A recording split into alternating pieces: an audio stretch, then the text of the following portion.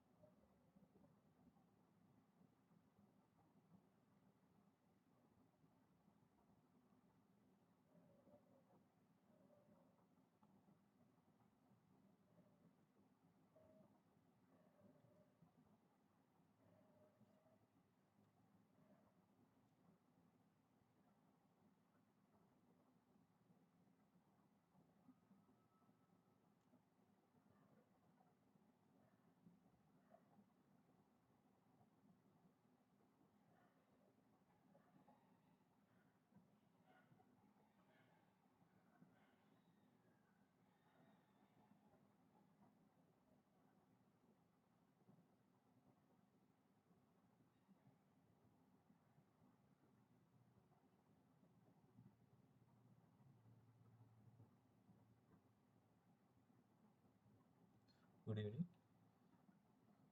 Welcome to the live interaction session of week 12 of our course Computational Fluid Dynamics.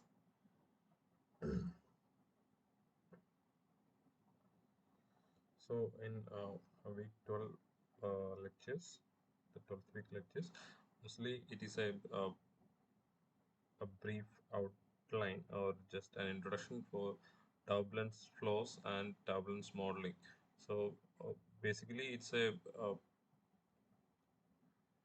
simple introduction to turbulence, not in a detailed way, but how uh, turbulence is modeled, how the physical phenomena of turbulence in flows is handled in CFD, and the methods by which uh, we will be handling the turbulence in the flows while we are doing CFD simulation through have been introduced briefly in the week 12 lectures. Uh, it's, we can say it's an advanced topic, but only a brief introduction has been given. So today's our session will be mostly on turbulence modeling and the turbulent flows. So let us start our session.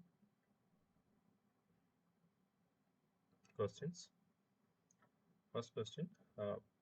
Direct numerical simulation, that is DNS, for turbulent flows is computationally expensive because it resolves which of the following? Options are: first one, mean flow properties only;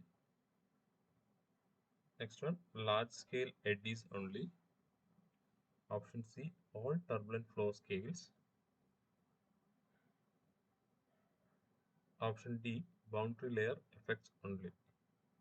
You can inbox your answers.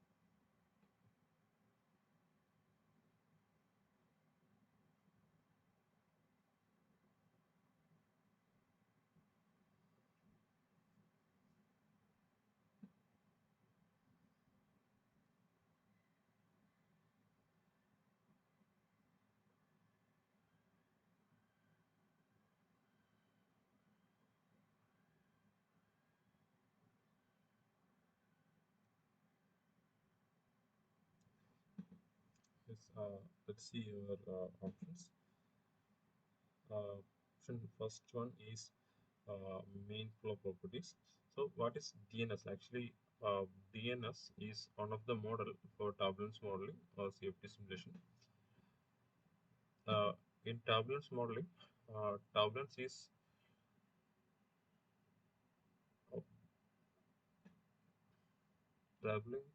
uh, some uh, presence of some randomness or chaotic features or vortices, eddies, all those in our flow. So how to model for this? How to do simulations uh, when there is turbulence inside our flows? If the flow is turbulent.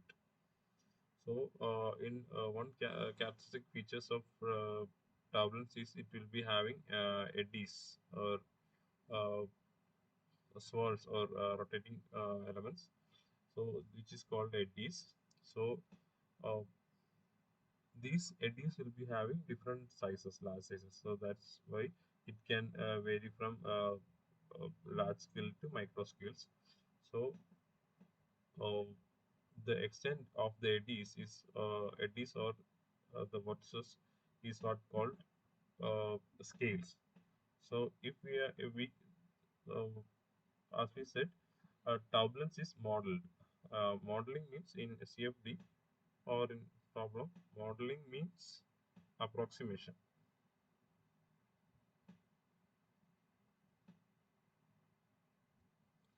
So when the turbulence has a lot of chaotic features where uh,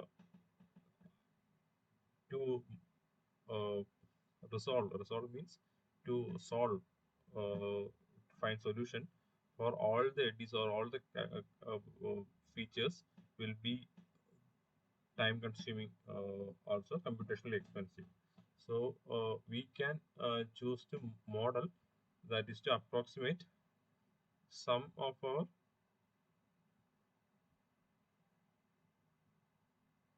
some of the eddies or turbulent properties or flow phenomena, and we can uh, resolve others. So that's we are splitting into two.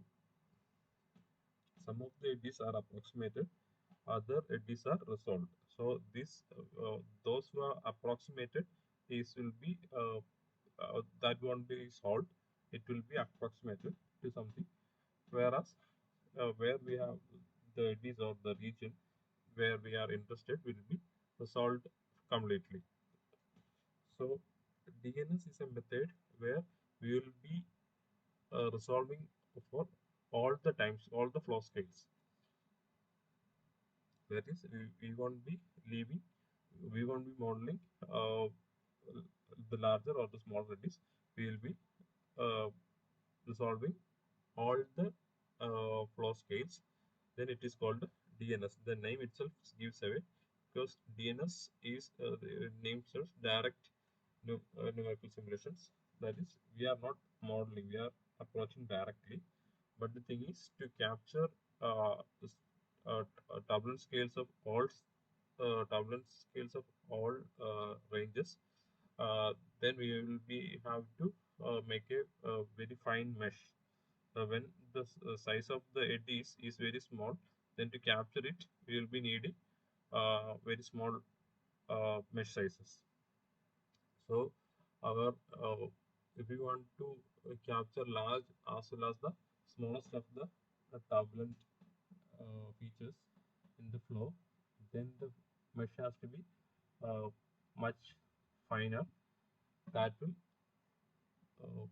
automatically increases the computational cost and time.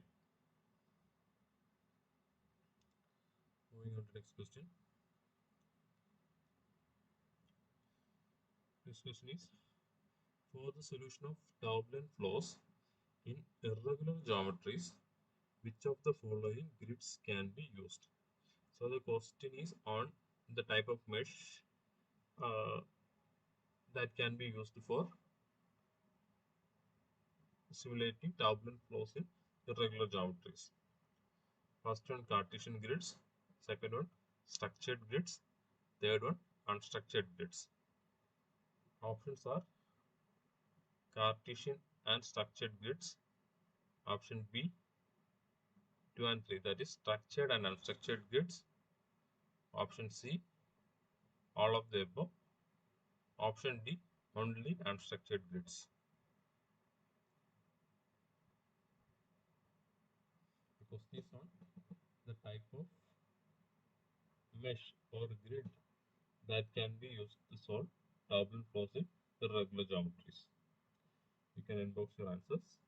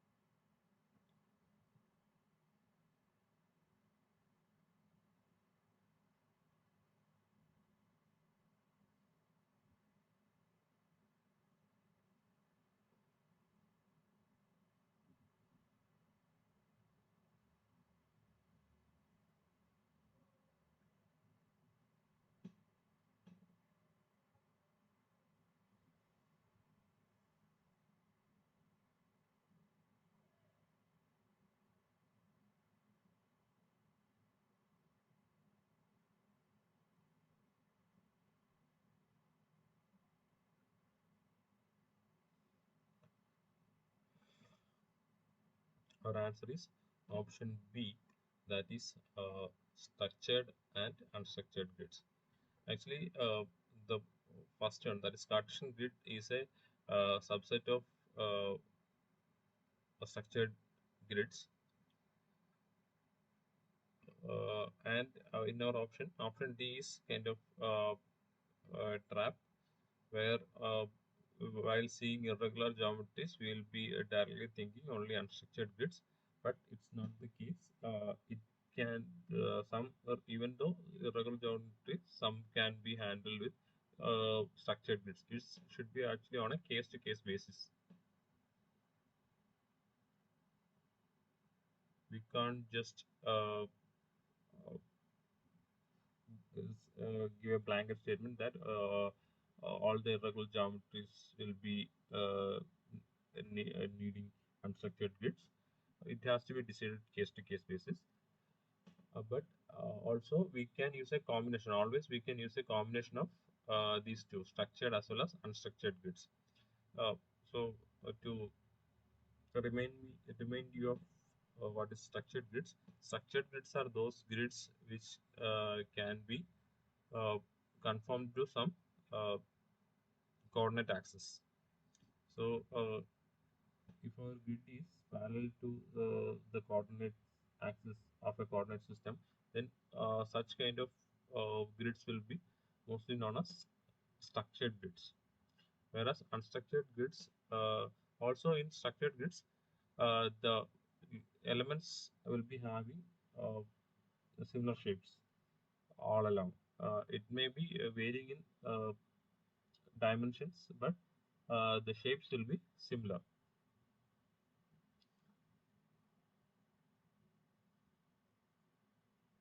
Whereas in unstructured grids, uh, it won't be conforming to any coordinate axis, and unstructured grids are known to be very good to be used with irregular geometries, but we can also use combinations of structured and unstructured grids to get computational advantages, because uh, some inner region. Suppose if I am taking some this kind of uh, area, region of interest, the inner region can be meshed with this region can be meshed with structured grids, and the other where we need the irregular boundaries exist, there we can go for unstructured meshing. So this a combination can be used. Also overset meshes, where two different kind of meshes are overlaid on top of the other, that can also be used. All such combination can be used. In unstructured grids, triangular chord elements, all such elements are being used, where the uh, as we have discussed in last week's session, as we have discussed in last week's section, uh, triangulation methods where uh, the element division will be element growth will be start from the boundaries and it will advances inside. Such kind of triangulation methods or such methods have been utilized for unstructured grids. So the solution for this question is both structured and unstructured. Here its question is somewhat a general question. It's only saying turbulent flows in irregular geometries. But by hearing only a turbulent flow or irregular geometry, we can't fix that we can only use unstructured grids. It has to be decided on case-to-case basis. For the general question, we can answer generally like structured as well as unstructured grids can be used.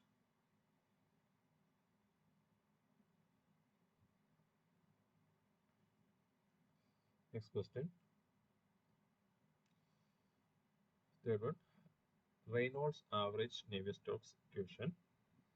Model turbulence by introducing which of the following? Options are A. Additional source terms. Option B. A random fluctuation term. Option C. A turbulent viscosity term. Option D. All of the above.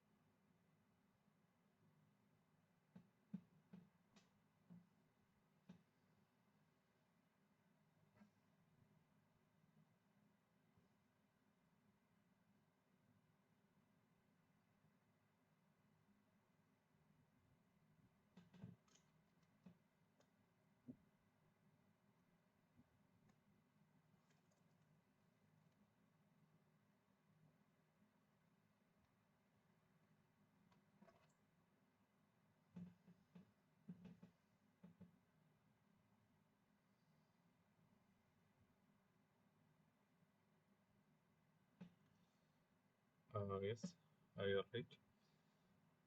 Our answer is option C. Turbulent viscosity term. So basically, what is uh, Reynolds average Navier-Stokes equation? Reynolds have modeled the average the Navier-Stokes equation by stating that by splitting the instantaneous velocities into a mean and fluctuating component. So if u is our instantaneous velocity, it can be split as a mean component plus a fluctuating component, where this is the mean, this is the variance or fluctuating component. So similarly, V can be written as V bar plus V prime. W can be written as V bar plus W prime. Sorry. So this kind of in our Navier-Stokes equation, where U, V, and W were there, and also in continuity equation, these will be replaced, and the equation will be uh, altered in a way to uh, where that there's a grouping of mean and fluctuating times.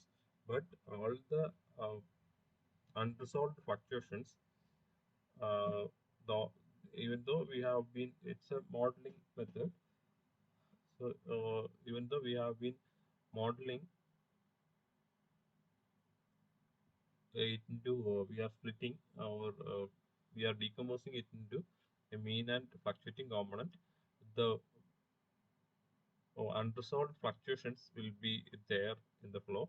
All those unresolved fluctuations have been accounted by a turbulent viscosity term. So, uh, by simply saying, Rand's equations introduces turbulent viscosity is the additional term that we are bringing in. So, additional source terms we are not bringing in. This again option B is something misguiding. So by seeing the fluctuation time itself, we will be have a urged to take that option. But thing is, there is a fluctuation time, but it is not random. With that, the fluctuation time is something we have decomposed from the instantaneous velocity. So a fluctuation time is there, but it's not random. Hence, option B cannot be taken. And the fluctuation time is not being introduced. Sorry, the fluctuation time is not being introduced. It is decomposed from the what is already existing. So what is newly being introduced is a turbulent viscosity term. Next question. Popular RANs, that is Reynolds average Navier-Stokes equations, turbulence models like K epsilon and K omega models solve transport equations for. So the questions is on K epsilon and K omega models. In these transport equations solve for which of the following? Options are option A, velocity fluctuation, option B, pressure fluctuation, option C, turbulent kinetic energy and dissipation rate, option D, all of the above.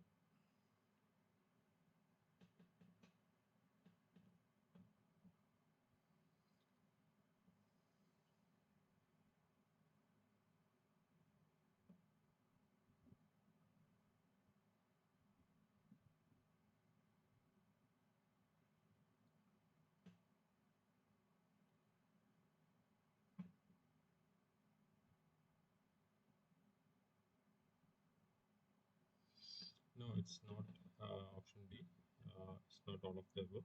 The question is on transport equation. How solving transport equation? These K epsilon and K omega models are known as SST, shear stress transport models. And the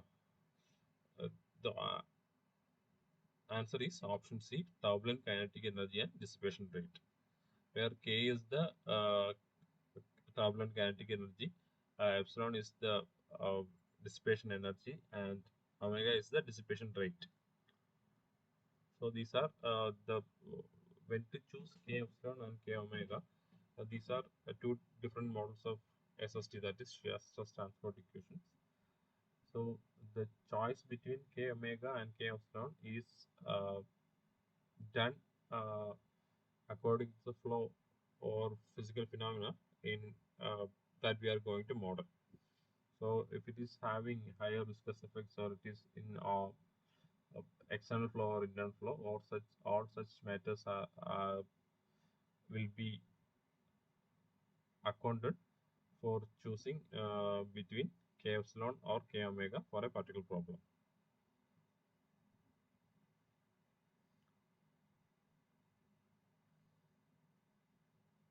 Next question. Large eddy simulation is a turbulence modeling approach that resolves. So the question is on large eddy simulation, LES. Which of the following will is resolved in LES? Option A, all turbulence scales. Option B, large scale eddies directly. Option C, small scale eddies directly. Option D, only mean flow properties.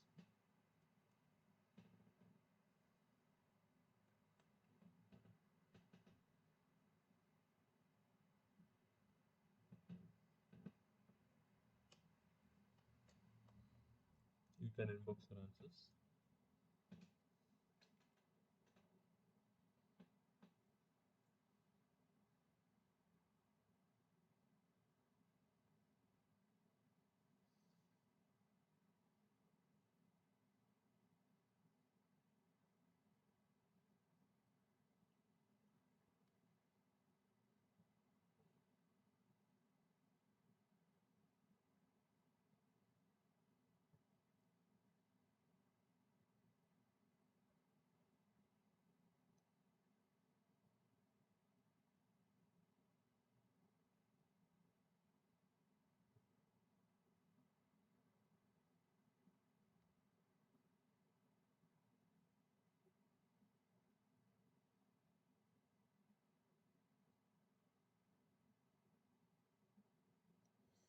Yes, the answer is option B, large scale eddies directly.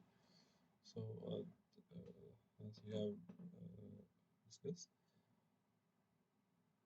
in large LES, that is large eddy simulation, we will be only resolving large eddies, LES, where the smaller eddies will be modeled.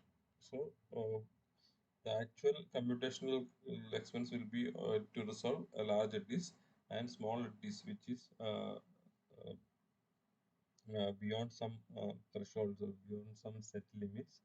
All the eddies below that limit will be modeled or approximated. So such kind of turbulence modeling is called large eddy simulation or LES. Next question. Detached eddy simulation, that is DES, combines the features of which of the following? Options are option A, RANS and DNS, option B, RANS and LES, option C, LES and DNS, option D, all of them. You can inbox your answers.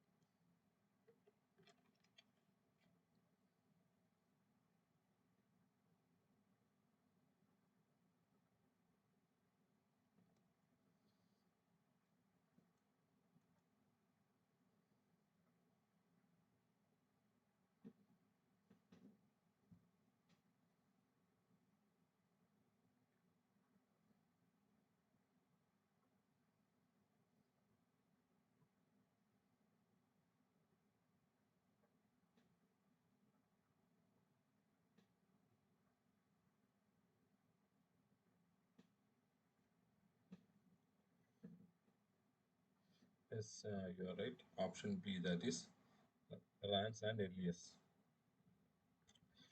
So in DES, that is detached eddy simulation, it uses RANS for uh, resolving fine scale turbulence or fine scale eddies, whereas LES, that is large eddy simulation, is used for regions where having larger eddies.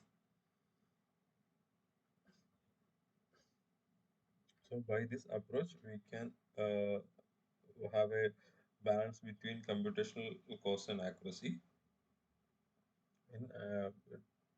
In actual sense, LES, sorry, DES is splitting or uh,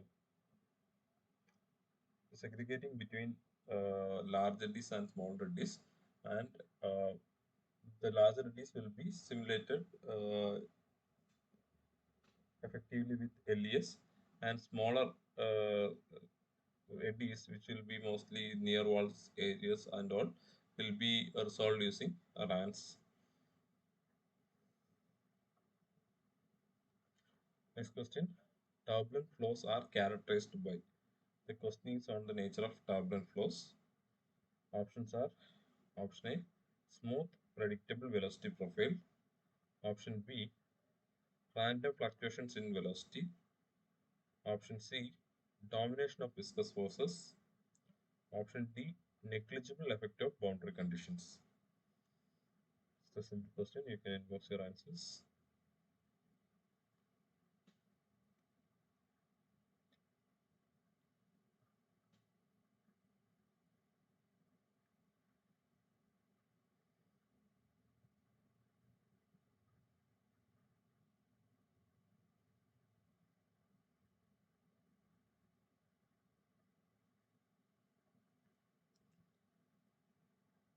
Yes, option B is the answer. Random fluctuations in velocity. So, turbulence is the presence of chaotic and unpredictable nature in the flow. So, the random, that is unpredictable fluctuations velocity is a characteristic of turbulent flows. Next question. The governing equations for turbulent flow in CFD are.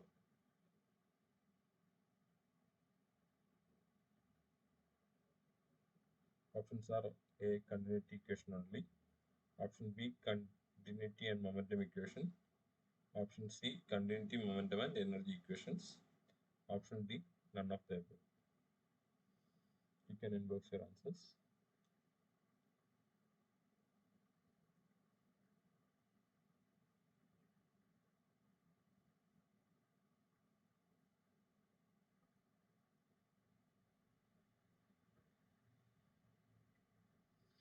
No, it's not C. It is option B. That is to uh, model flows to it is asking only about flows, turbulent flows. So continuity plus momentum equation, that is we are solving Navier-Stokes equation. So option B is nothing but Navier-Stokes equation, but written as continuity and momentum equations. So we will be solving Navier-Stokes equation for both laminar and turbulent flows. But when turbulence is there, we will be doing some additional modeling according to our need or need of accuracy. So apart from that, what we are doing is the uh, equation or the general equation which we are using is Navier-Stokes equation itself. Answer is option B. Next question. The DNS, that is direct numerical simulation of a turbulent flow requires. So which of the following is required for DNS? Option A, coarse mesh and statistical averaging. Option B, very fine mesh resolving all scales of motion. Option C, spatial turbulence models for closure. Option D, focuses only on mean flow properties.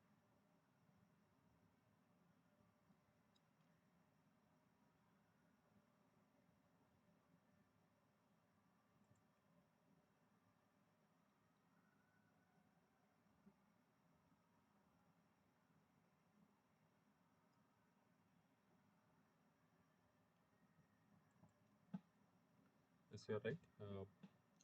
In DNS, as we have mentioned in a previous question, we need very fine mesh for resolving, because in DNS we will be solving for all the scales of turbulence and all the scales of motion. So to capture smallest, even the smallest uh, scales of motion, our mesh should be very fine. Then only we can capture our even the smallest scales of motion, which will make it computationally expensive. So option B is our answer.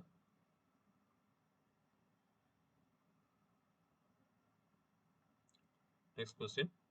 In Reynolds average Navier-Stokes equations, the turbulence stresses are represented by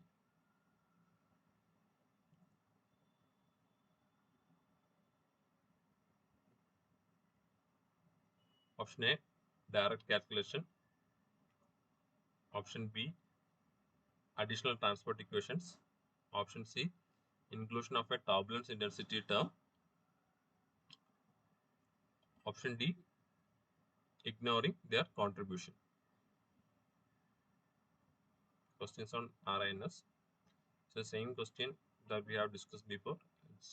I would just the options. Only thing is the options have been changed.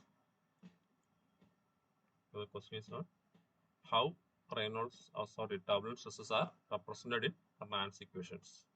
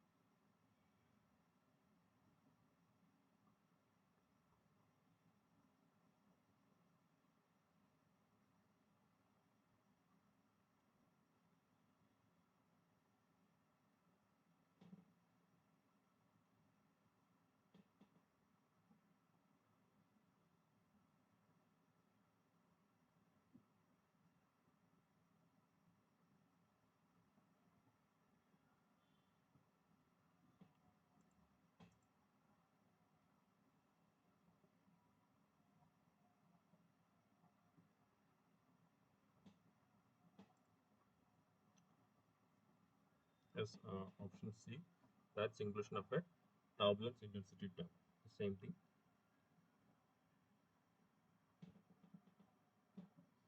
Next question. The Y plus wall function approach in CFD for turbulence modeling is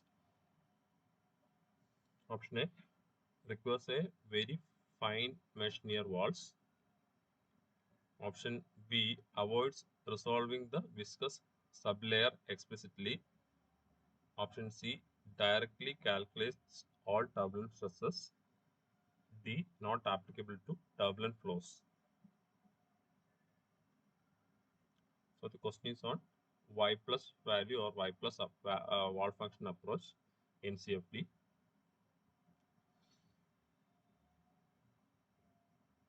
Which of the following represents the Y plus wall function approach in CFD?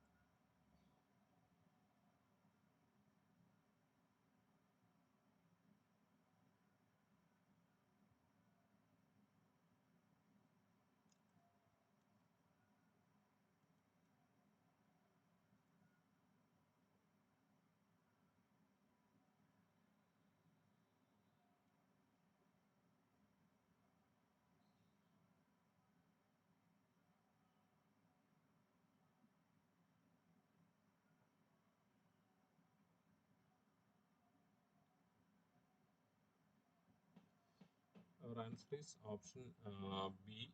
Uh, why we finds Y plus value is to avoid the resolving of viscous sublayer explicitly.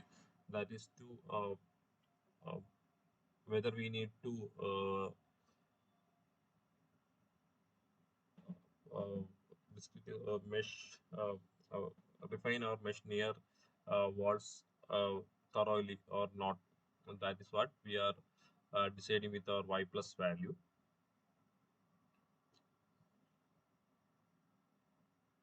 So Y plus is actually some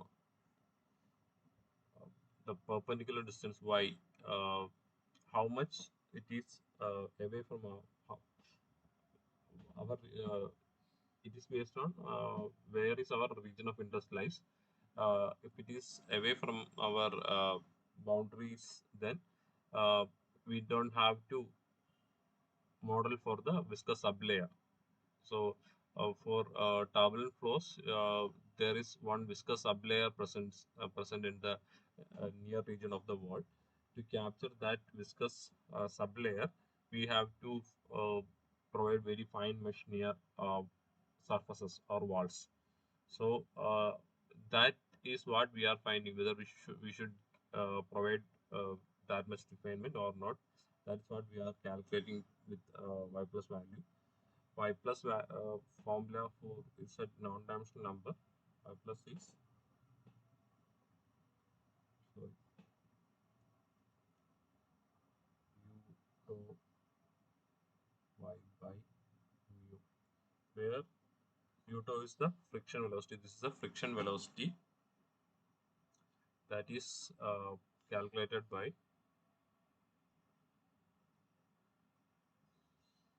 partial stress by rho square root of partial stress by rho. So with this, we will be finding our Y plus value. It have to be something in between 1 to 30. This is what the working range of Y plus value. According to that, we will be deciding to refine the mesh or not.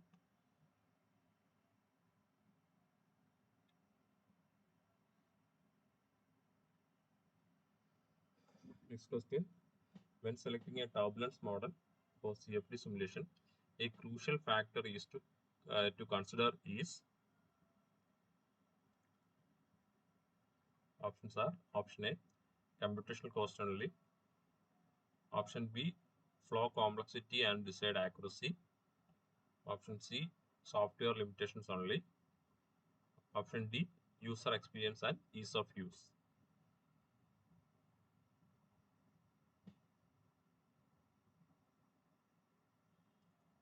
So the question is on the criteria for selection of a turbulence model for CFD simulations.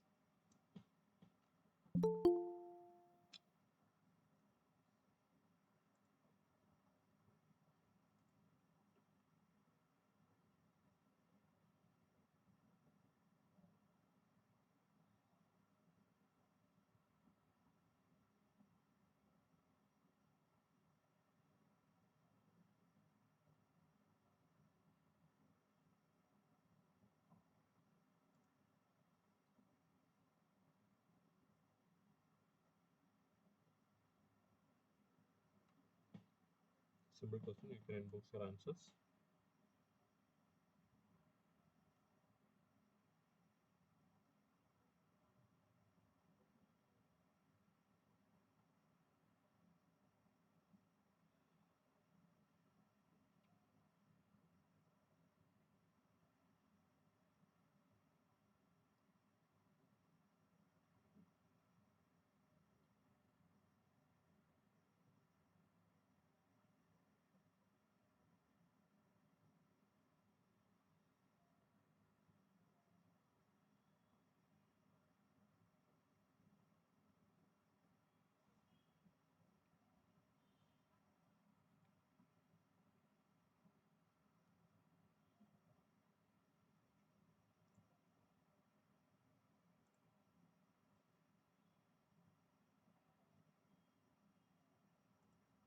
This option B, flow complexity and desired accuracy. So the question was pretty easy. You can simply eliminate option C and option D. Only if there is confusion, only it will be between computational cost and these two. But selection criteria for any schemes or anything, the selection criteria will be that what uh, we have been discussed in many sections. That in CFD, what we have to need is to get a good enough approximation of the physical uh, phenomenon. So to get that good enough approximation of our physical phenomenon, we will be needing some desired accuracy. So first thing is desired accuracy, and next then only comes the computational cost. So first we have to uh, fix up to what accuracy I need the answers, and also we can decide for different regions for a large enough computational domain. We can fix where we need finer details, where we don't. That's what in turbulence modeling we are doing. So all those things, first priority is for our desired accuracy, because CFD itself is an uh, approximation of details. Then turbulence models and all such kind of models, what it is doing is to model the flow complexity. The flow or the uh, underlying phenomenon will be something complex that we have to uh,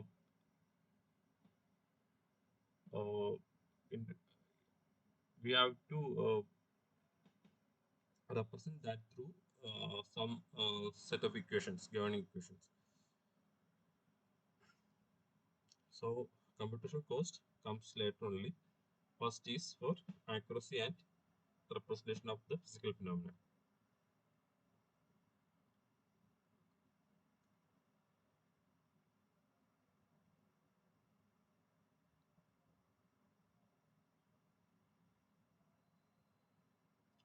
Next question. A key limitation of RANs, that is Reynolds average Navier-Stokes models in CFD for turbulent flow, is their inability to capture which of the following.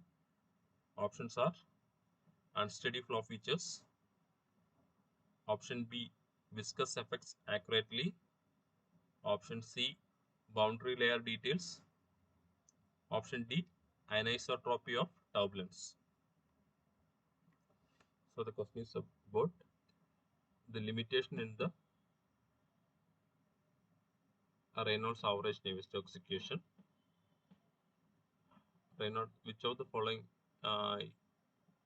options is RANS model cannot capture?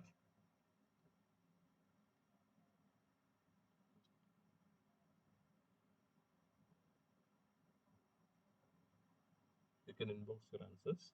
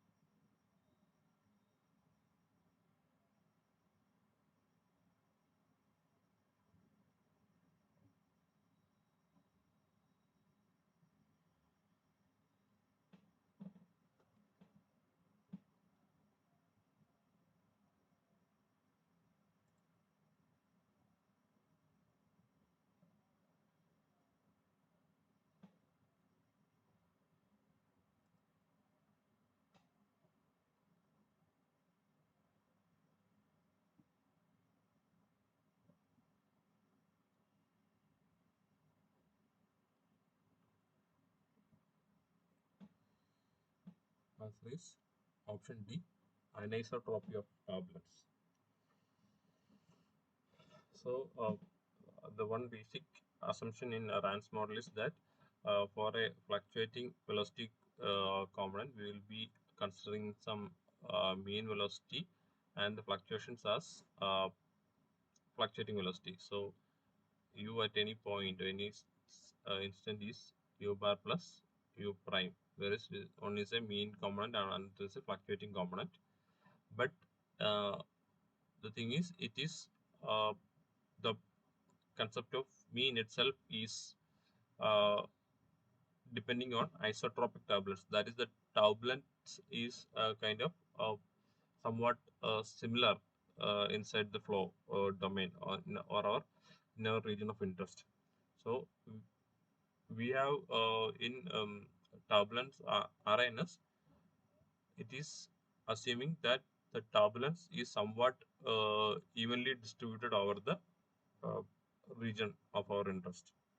So that anisotropy of turbulence, I mean isotropy of tropic approximation of turbulence makes it unable to capture uh, the variation in the turbulence inside our region of interest for some of the flows. It, it, it may be, this can be work well with the RANs can work well with some of the flows, but in some large enough flows in region of interest, there may exist some anisotropy in the turbulence, which it can be captured. Next question: which wall function approach in CFD is commonly used with RANS models to account for near wall region where the turbulence modeling is difficult? So the question is on wall function approach. We have seen Y plus. So which wall function approach is commonly used with Reynolds average Navier-Stokes to account for near wall region? Options are option A, no slip boundary condition, option B, log law profile, option C, periodic boundary condition, option D, symmetry boundary condition. You can inbox your answers.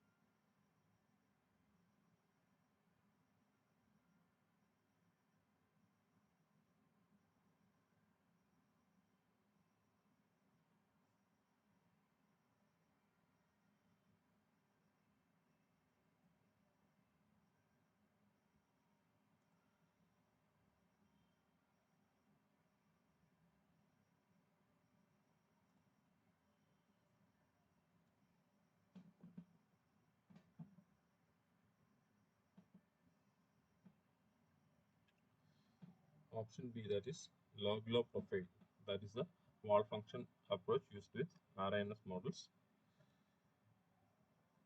If you remember, the velocity profiles for laminar velocity profile will be following something like this, but in turbulent velocity profile it will be a almost sudden uh, change in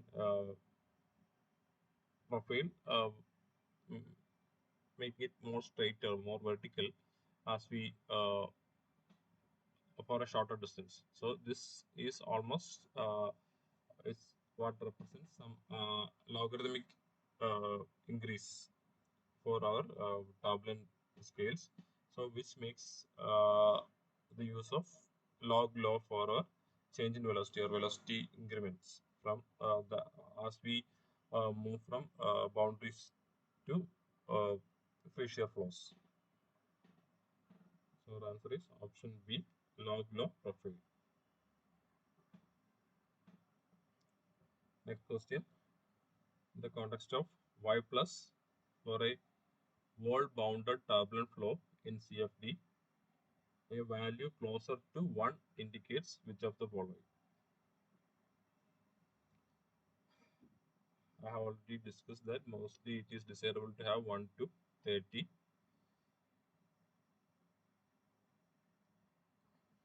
So the question is asking what is it meant by value of 1 in, for y plus. Options are option A, fully laminar flow, option B, a finer mesh near the wall, option C, coarser mesh can be used, option D, detached eddy simulation is needed. Inbox your answers.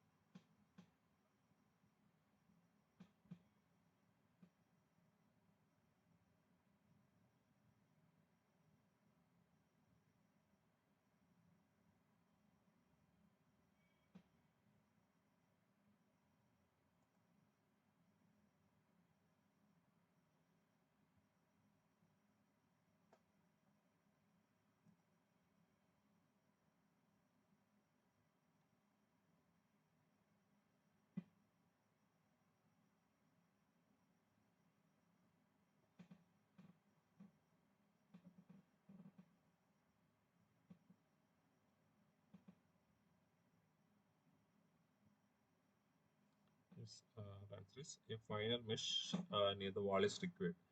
So to capture viscous the capture the details within the viscous sublayer, a finer mesh is required for the wall. That's what our value closer to 1 indicates.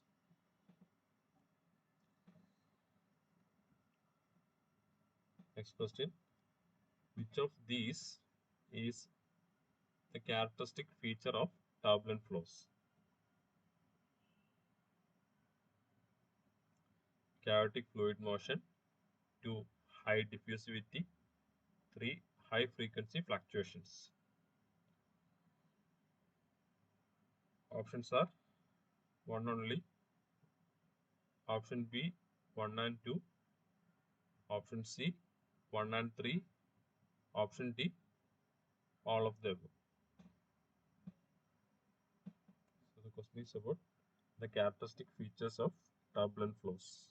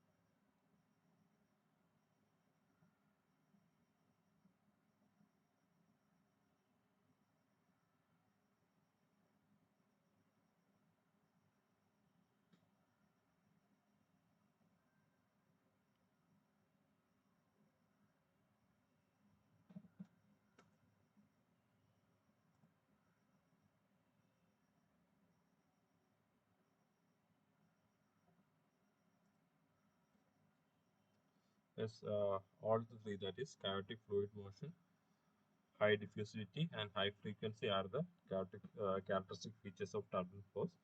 So all the three is our option. Option D is our answer. Next question. The time interval for time averaging of flow governing equation should be such that. So the question is on time averaging of governing equations for turbulent flows. It should be such that option A, it is large as possible. Option B, it should be much larger than the time period of largest eddy. Option C, it should be much larger than the time period of smallest eddy.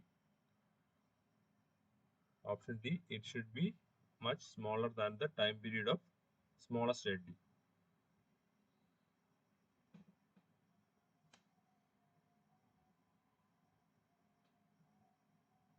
So the question is about which time interval we should consider for averaging the flow governing equations.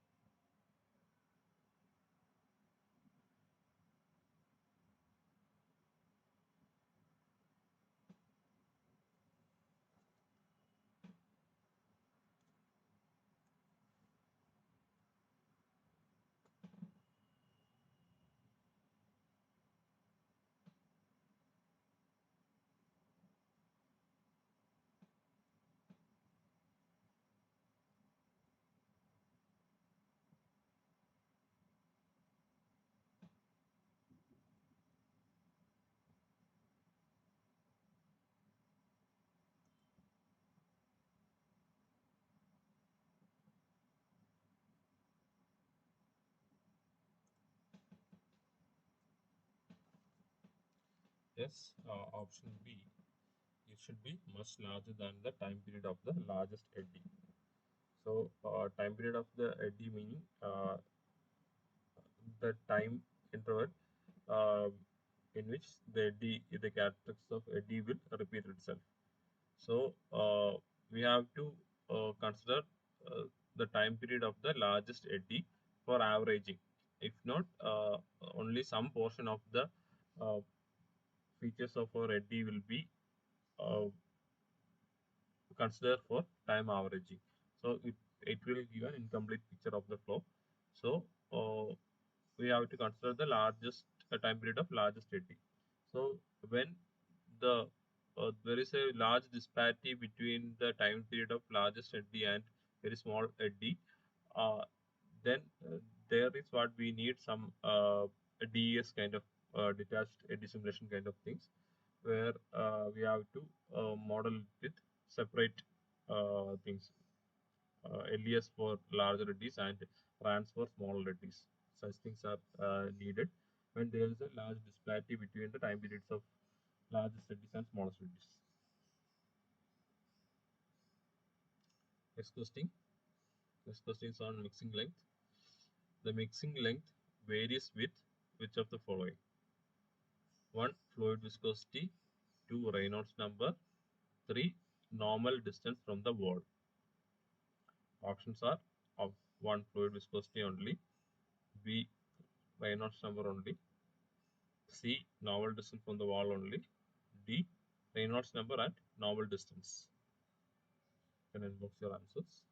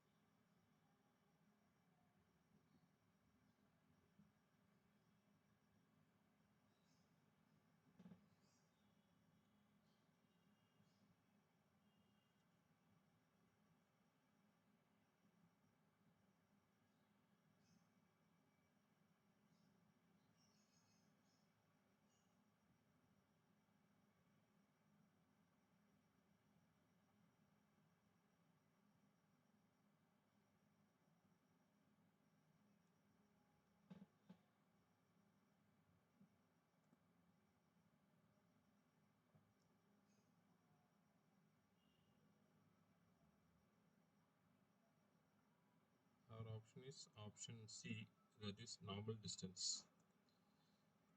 So uh, we have gone through the lectures.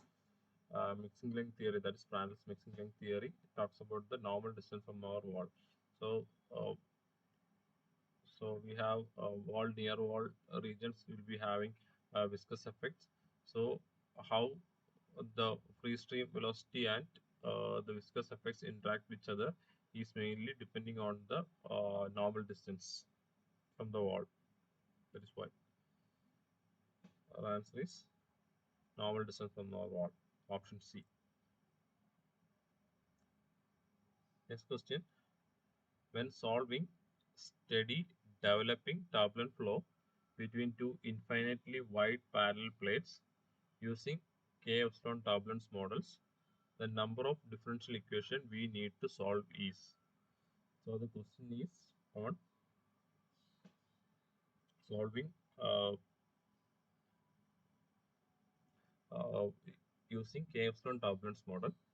How many equations we need to solve? Options are option A 5, option B 4, option C 3, option D 2.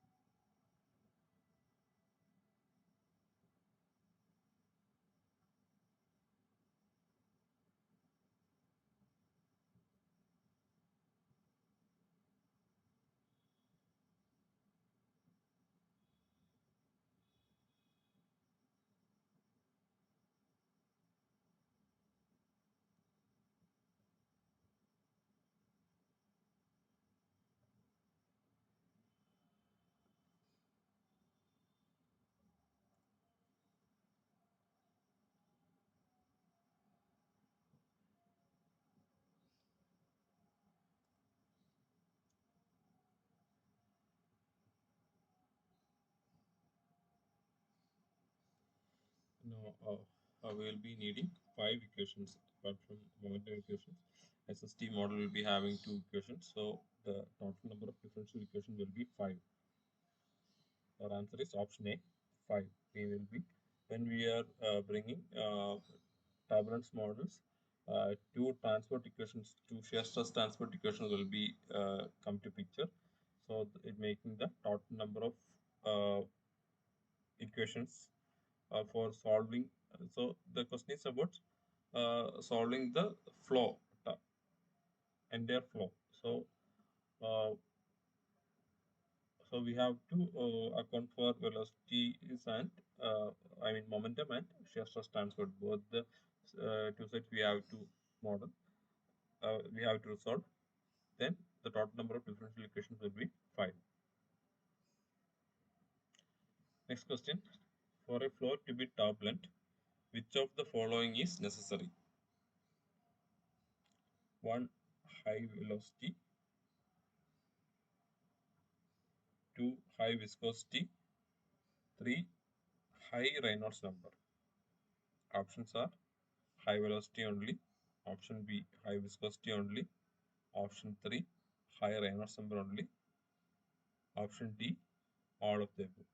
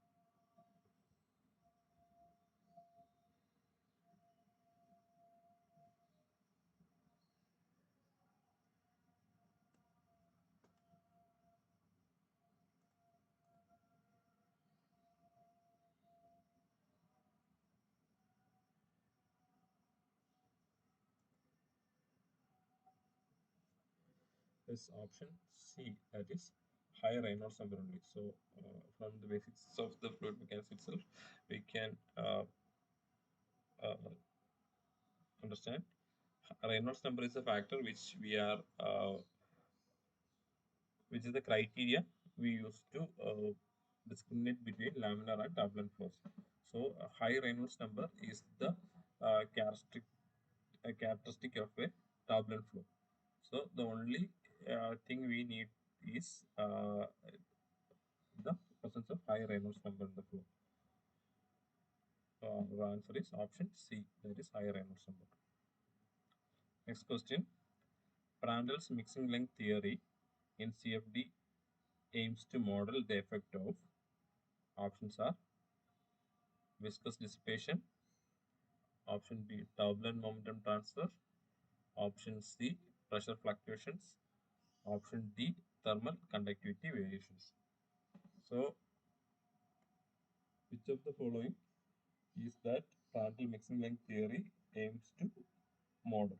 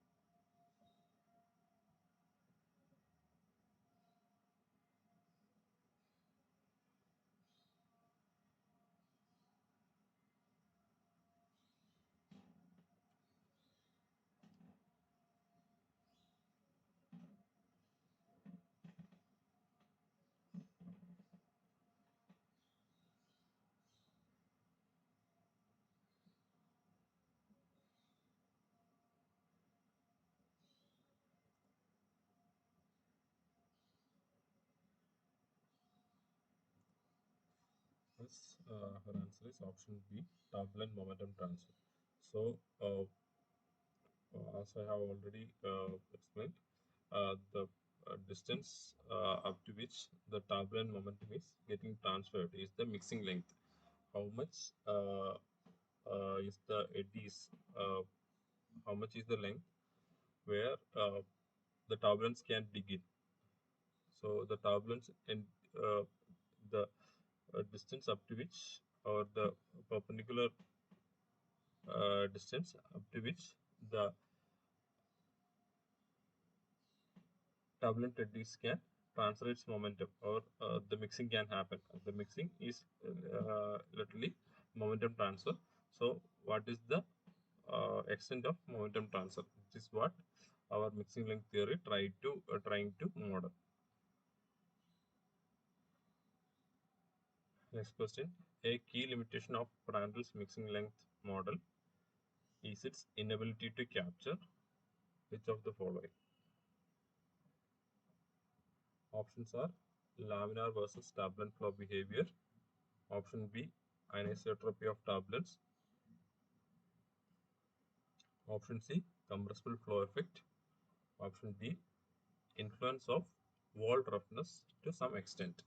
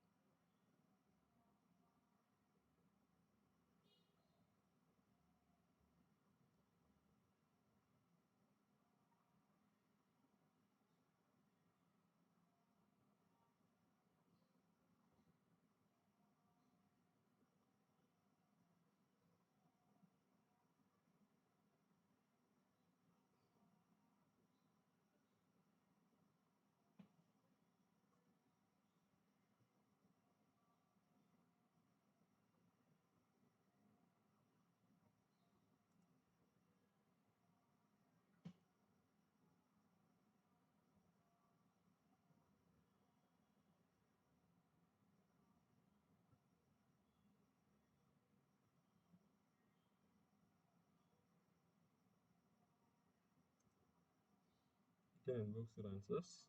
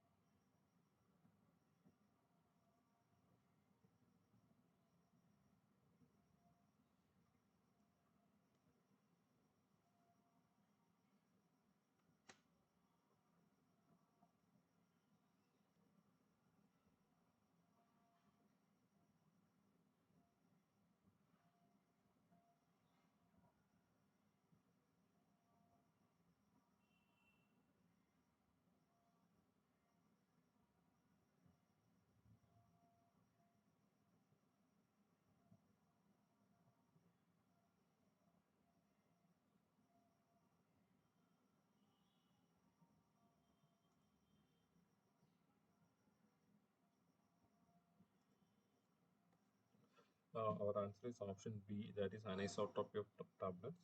Similar to RANS, mixing length hypothesis also assumes isotropic tablets.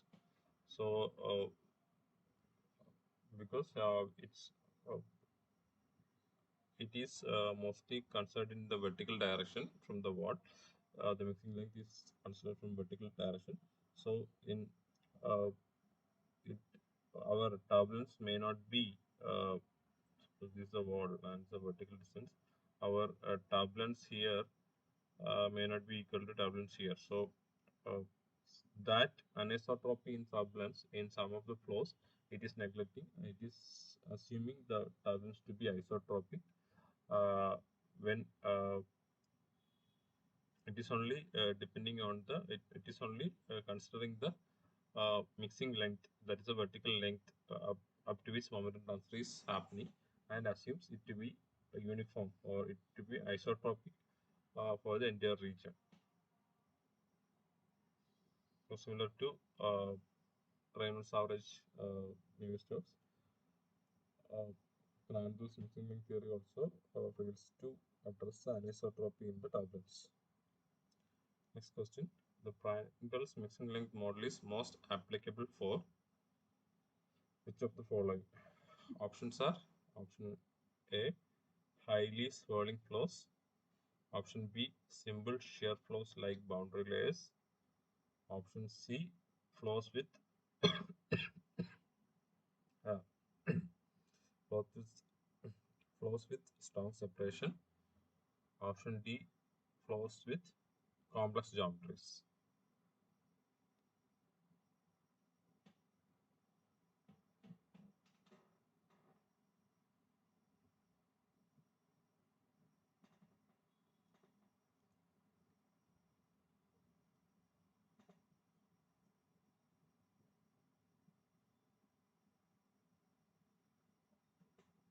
So the question is on applicability of Prandtl's mixing length.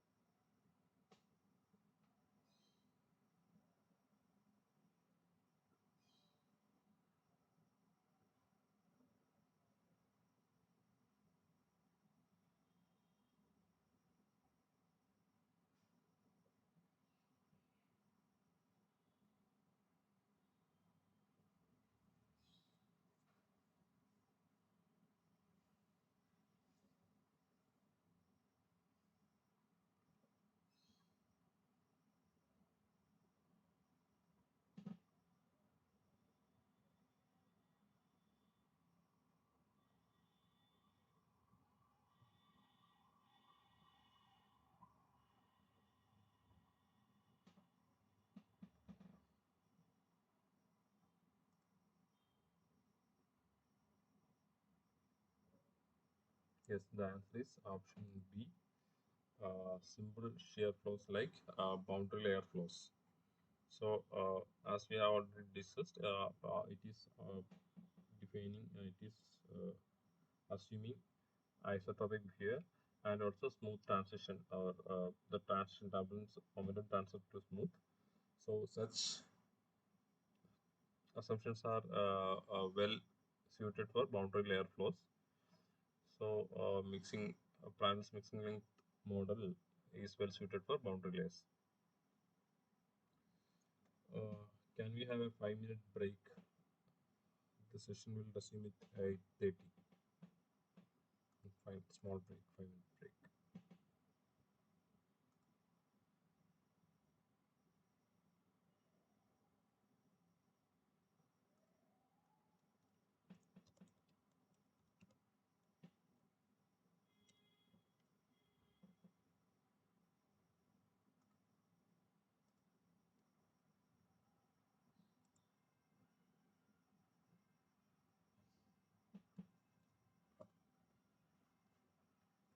Okay, let's resume.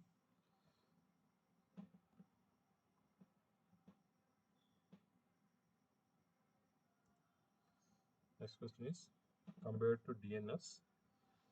Uh, Compared to DNS, LES in CFD offers a significant advantage in terms of option A, increased accuracy for all flow features.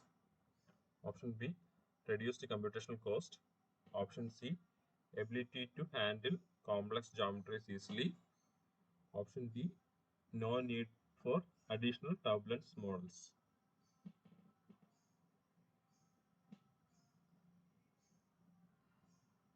So the question is on advantage of LES over DNS.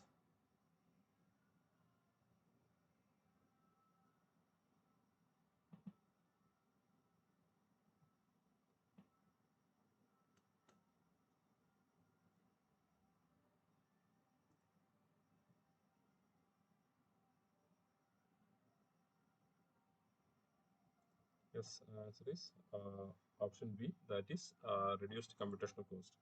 We have already discussed that in DNS we need finer meshes. In large eddy simulations, uh, the smaller eddies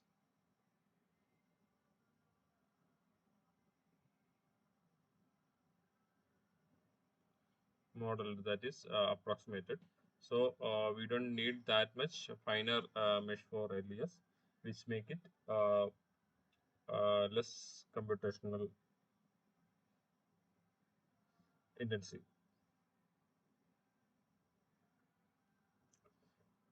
Next question. A key factor in determining the applicability of LES in CFD simulations are option A, availability of high performance computing resources. Option B, complexity of flow geometry. Option C, selection of boundary condition type. Option D, fluid properties like viscosity and density. So the question is key factor in determining the applicability of LES. Which of the factors determines the applicability of LES in CFD simulations?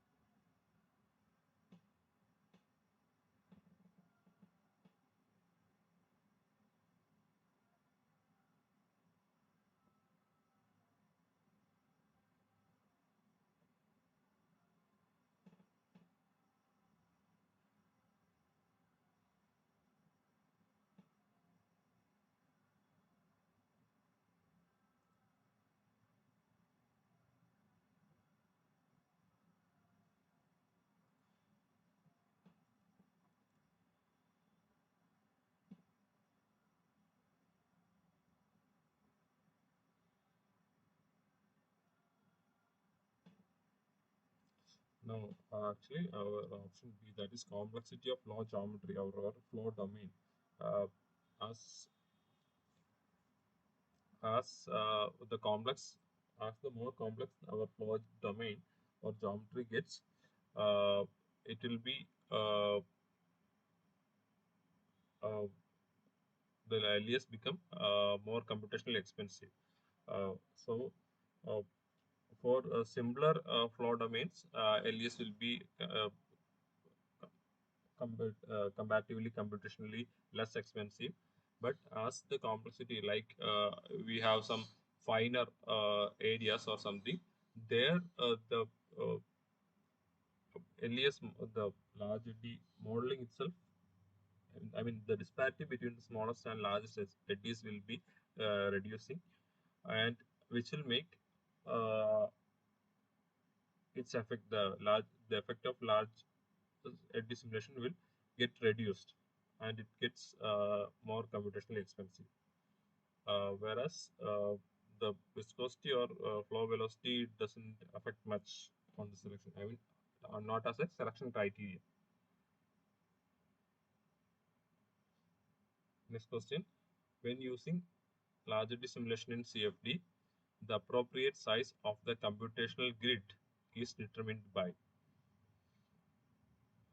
Options are: option A, Kolmogorov microscale only; option B, integral length scale of the largest eddies; option C, wall roughness features; option D, desired level of accuracy for mean flow quantities. So we have already discussed that in LES we don't be needing the very fine meshes, but in LES what is that determines the approximate size of the grid.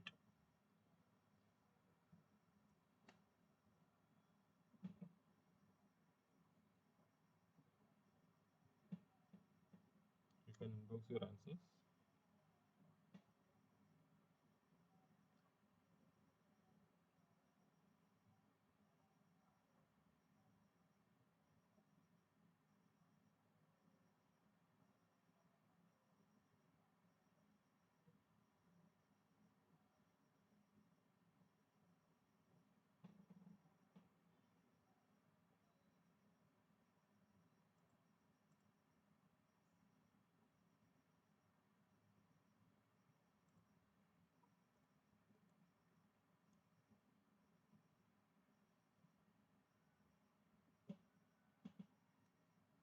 Yes, option B, that is the integral length of the largest eddies. Uh, that is what will be used for determining the grid size for LES.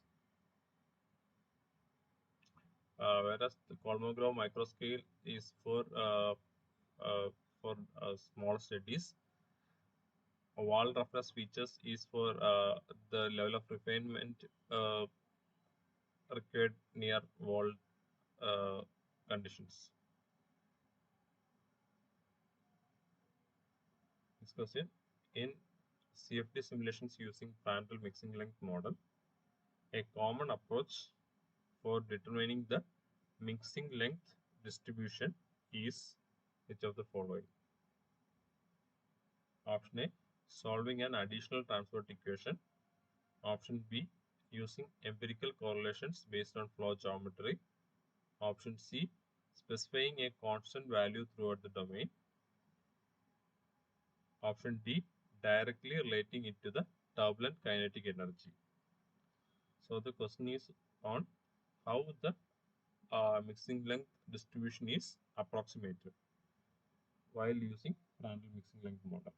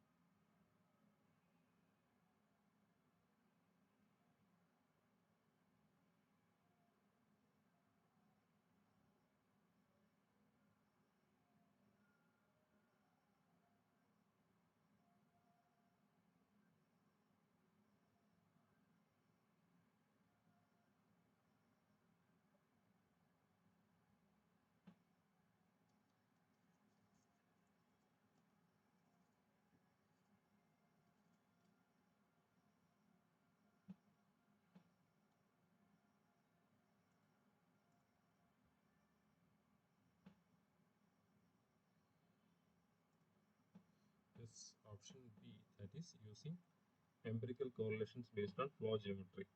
Uh, Even though this option D is confusing, but in actual sense, the flow geometry has upper hand on mixing length.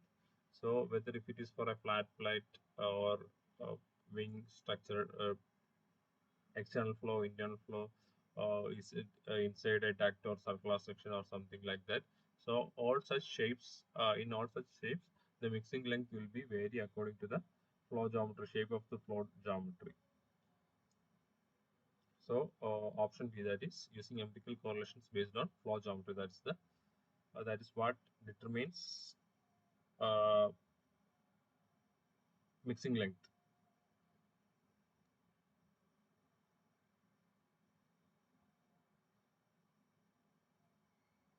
This is the same question repeated. Next question.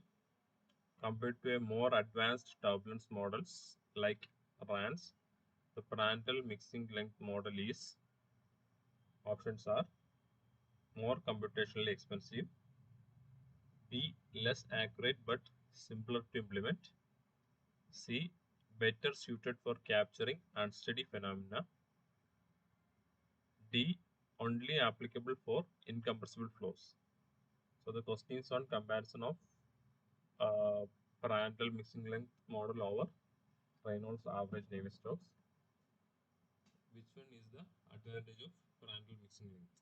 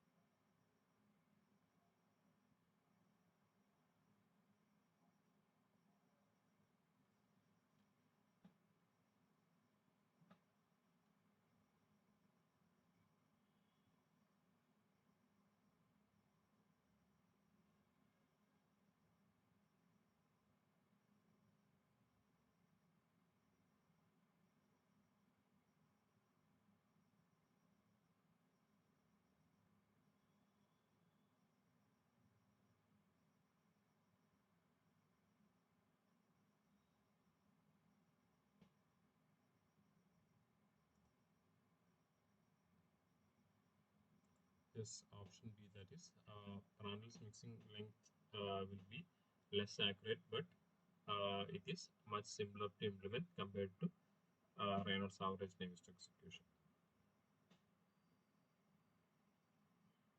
Next question. When using Prandtl's mixing length model near walls in CFD, a common boundary condition applied is, options are, no slip with finite mixing length, option B, zero mixing length to account for viscous effects, option C, periodic boundary condition, option D, symmetric boundary condition with constant mixing length. So the question is on common boundary condition used in Prandtl mixing length model near to walls. We know that most common boundary condition for walls are no slip, but what is it used for Prandtl mixing length model?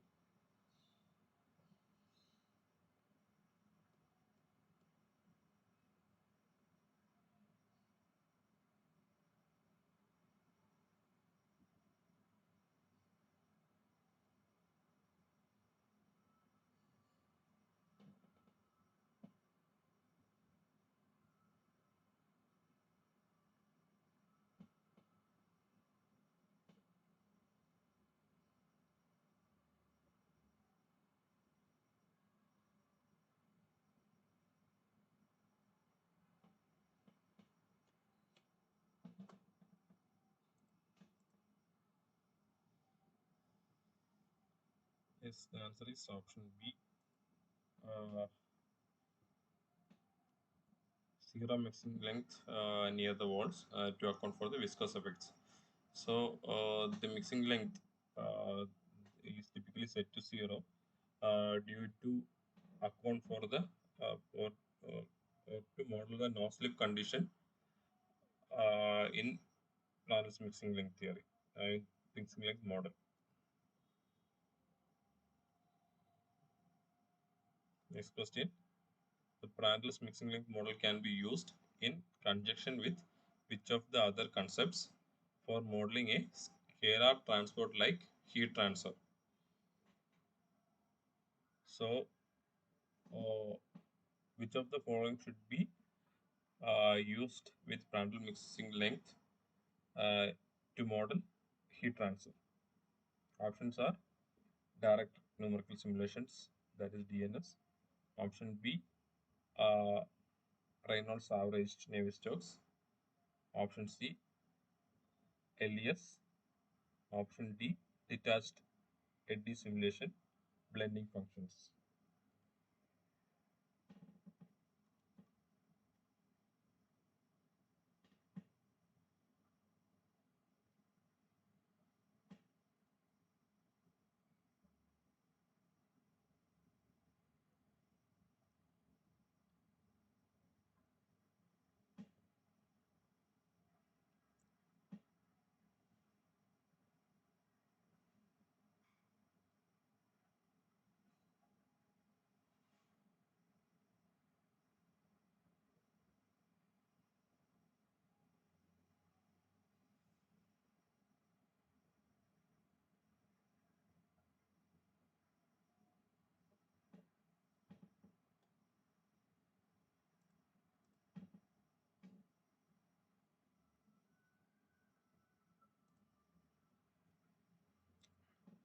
Yes, option B, that is Reynolds average Navier-Stokes, that is RANS. Uh, because for scalar for heat transfer equation, we have to account for the type of heat transfer occurring, whether it is convective or diffusive, which one dominates. So RANS should be a good model to capture that transportiveness in heat transfer equation along with the mixing length concept. Next question. While the Prandtl's mixing length model has its limitations, it remains valuable in CFD simulations for which of the following? Option A, highly complex and unsteady flows. Option B, providing qualitative insight into turbulent behavior. Option C, performing high fidelity simulation for design optimization. Option D, replacing the need for advanced turbulence model entirely.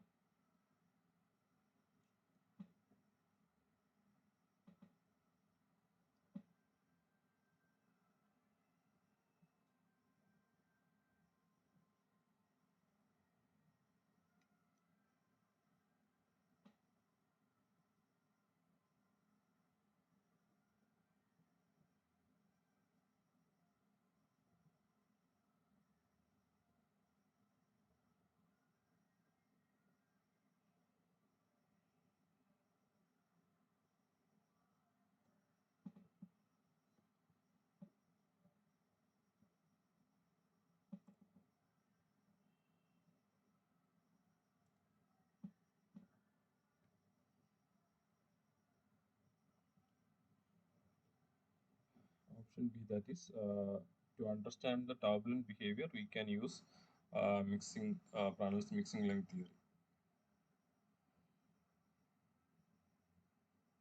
Next question. When would you choose a more advanced turbulence model over Prandtl's mixing length model in CFD? Option A, for flows with significant separation or complex geometries. Option B, when computational resources are very limited. Option C, if only overall drag forces are of interest. Option D, the model selection is independent of flow complexity.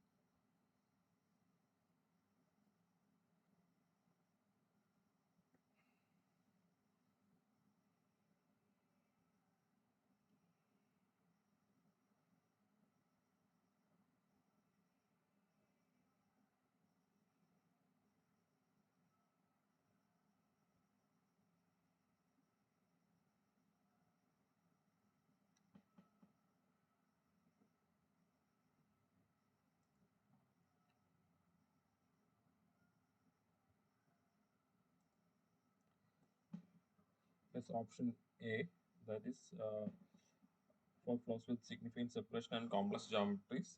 We need more advanced model to capture the flow features. So we have to choose some advanced models other than Franz mixing link theory. So that's all for this week. Thank you for joining.